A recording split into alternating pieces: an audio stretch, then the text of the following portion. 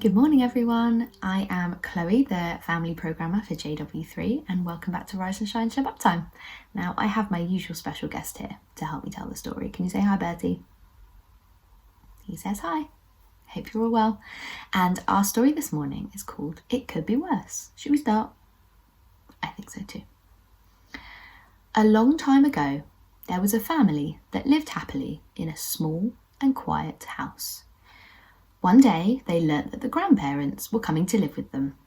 The children were very excited about this, and so were the parents. But the parents were worried because their house was very small. They knew that when the grandparents arrived, the house would become crowded and noisy. The farmer went to ask the rabbi what to do. The rabbi says, "Let them come in." So the grandparents move in.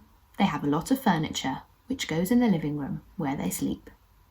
It's crowded and noisy in the house, so the farmer goes back to the rabbi.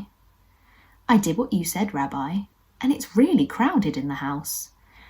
The rabbi thinks for a moment and then asks, "Do you have chickens?" "Of course I have chickens," says the farmer. "Bring them into the house," says the rabbi. The farmer is confused, but he knows the rabbi is very wise. So he goes home and brings all of his chickens to live inside the house with the family. But it's still crowded and noisy. In fact, it's worse, with the clucking and the pecking and the flapping of wings. The farmer goes back to the rabbi. "I did what you said, Rabbi. Now with the grandparents and the chickens too, it's really crowded in my house." The rabbi thinks for a moment and then says, "Do you have any goats?" "Of course I have goats," says the farmer. "Bring them into the house," says the rabbi. The farmer is confused, but he knows that the rabbi is very clever. He brings all the goats in from the barn to live inside the house, and it's still crowded and noisy. In fact, it's much worse, with the chickens clucking and flapping their wings and the goats baaing and butting their heads against the wall. The next day, the farmer goes back to the rabbi. "I did what you said, Rabbi. Now grandparents have no place to sleep because the chickens have taken their bed. The goats are sticking their heads into everything and making lots of noise." The rabbi thinks. He looks very puzzled. And then he says, "Aha!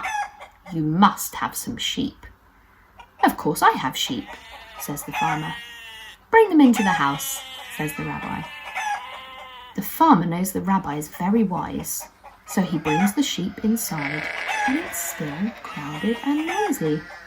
In fact, it's much, much worse.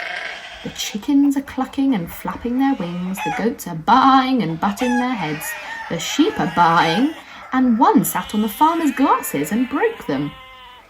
The house is loud and it's starting to smell like a barn. Ugh. Tired and angry, the farmer goes back to the rabbi.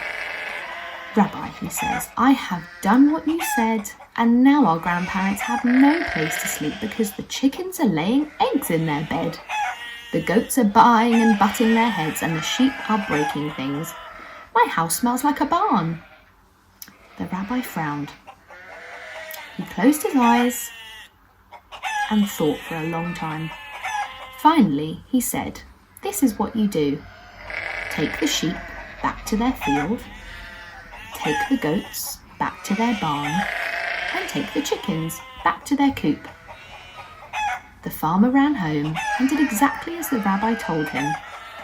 As he took the animals out of the house, his children and grandparents began to clean the rooms. And by the time the last chicken was settled in her coop, the house looked very nice. And it was quiet. All of the family agreed that their home was huge and there was more than enough room for all of them. What a great story, Bertie. That was lovely, wasn't it?